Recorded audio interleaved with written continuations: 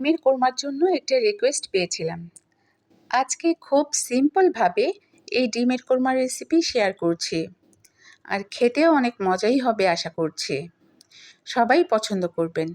চলুন শুরু করছি। কোরমা রান্নার জন্য নিয়েছি 8-10টা কাজু বাদাম, 10-12টা কিশমিশ এবং 4-5টে কাঁচামরিচ।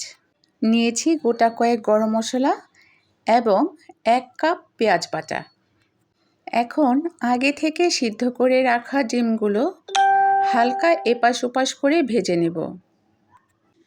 দেখতে পাচ্ছেন আমার ডিমগুলো হালকা ভাজা হয়ে গিয়েছে। এবার আমি ডিমগুলো উঠিয়ে নেব।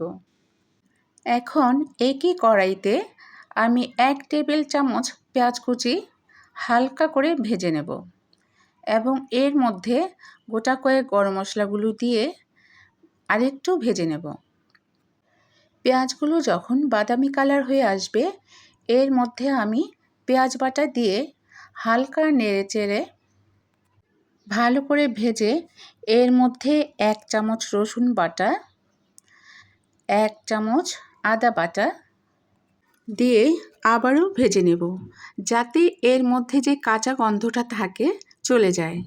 এই পর্যায়ে আমি বাদাম পেস্ট করে রেখেছিলাম সেগুলো দিয়ে দিব। আবারও নেড়ে চেড়ে মিশিয়ে কিছুক্ষণ ভেজে ভালো করে কষিয়ে নেব। এর মধ্যে তেমন বেশি মশলা ব্যবহার করা যাবে না। এই পর্যায়ে আমি লবণ দিয়ে দিয়েছি পরিমাণ মতো। এবার দিয়ে দিব মরিচের গুঁড়ো 1/2 চা চামচ। নেড়ে চেড়ে মিশিয়ে কষিয়ে নিয়েছি। দেখা যাচ্ছে কষানোটা হয়ে গিয়েছে, তেল বের হয়ে এসেছে। এ পর্যায়ে এর মধ্যে আমি 1 কাপ পরিমাণ লিকুইড মিল্ক দিয়ে নেড়ে চেড়ে মিশিয়ে নেব। আর এখন দিয়ে দিব ভেজে রাখা ডিমগুলো। তারপর নেড়ে চেড়ে মাঝারি আকারে জাল করে নেব।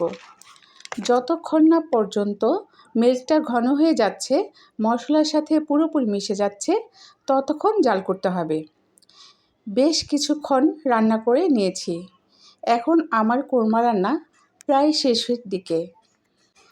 এখন আমি এর মধ্যে পেঁয়াজ বেরেস্তা দিয়ে দিব। বেরেস্তা দিলে কোরমার স্বাদ আরও বেড়ে যায়। ঘি স্কিপ করে গিয়েছি, আপনারা চাইলে ঘিও দিতে পারেন। এখন গরম গরম পরিবেশন করার পালা। খুব সহজ একটা রেসিপি, সবাই বাসায় তৈরি করতে পারবে। By the way, women's choice world থেকে আমি বিদায় নিচ্ছি। আল্লাহ হাফেজ।